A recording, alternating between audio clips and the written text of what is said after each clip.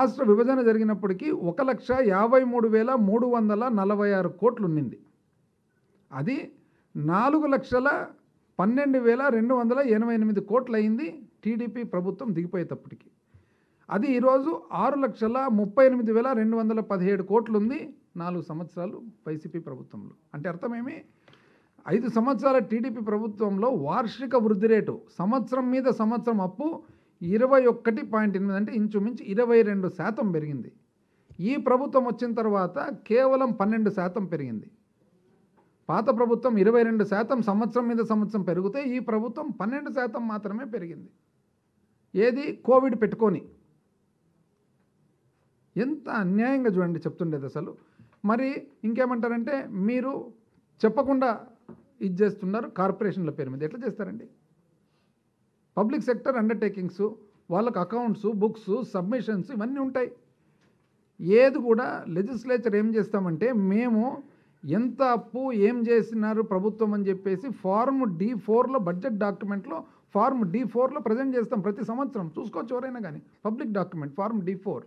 ఆ తర్వాత వాల్యూమ్ 5 5వ వాల్యూమ్లో మరి అన్ని డీటెయిల్స్ ఇస్తాం. ఏమా డీటెయిల్స్? గవర్నమెంట్ గ్యారంటీలు ఎంత ఇచ్చింది, అసలు అప్పు ఎంత ఉంది, సెక్యూరిటీస్ ఎంత ఇచ్చినాం అనేది వాల్యూమ్ 5లో ఖచ్చితంగా ప్రజెంట్ చేయడం జరుగుతుంది. ఇది పార్ట్ ఆఫ్ ద గవర్నమెంట్. అప్పుల అప్పారావు మన రాష్ట్రంలో ఉన్నాడు. స్వాతంత్రం వచ్చినప్పటి నుంచి మన రాష్ట్రంలో అందరూ ముఖ్యమంత్రులు 18 మంది 3,65,000 కోట్ల రూపాయలు అప్పు అయింది నాతో కూడా కలిపి. అప్పుల అప్పారావు వచ్చి ఎంత చేశాడు తెలుసా?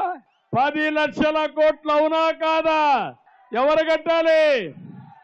జగన్మోహన్ రెడ్డి కడతాడా?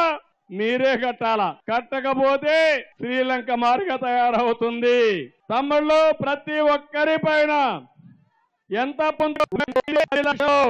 పాదుడే పాదుల్లో పడిన భారం ఏ విధంగా బతుకుతాం?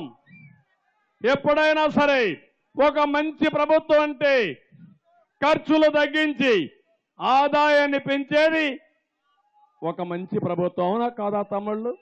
నిన్న మాట్లాడుతున్నాడు ముఖ్యమంత్రి, నేనెక్కడ తప్పు చేశా, అందరికంటే తప్పు అప్పులు తక్కువ చేశాడంట.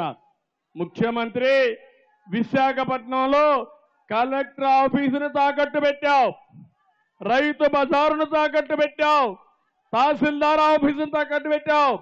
రేపు ఎల్లుండి అన్ని అయిపోయినాక తమ్ముళ్ళు మీ తలకాయలే మిగుతాయి. మనందరి తలలు కూడా తాకట్టు పెట్టే ముఖ్యమంత్రి జగన్మోహన్ రెడ్డి.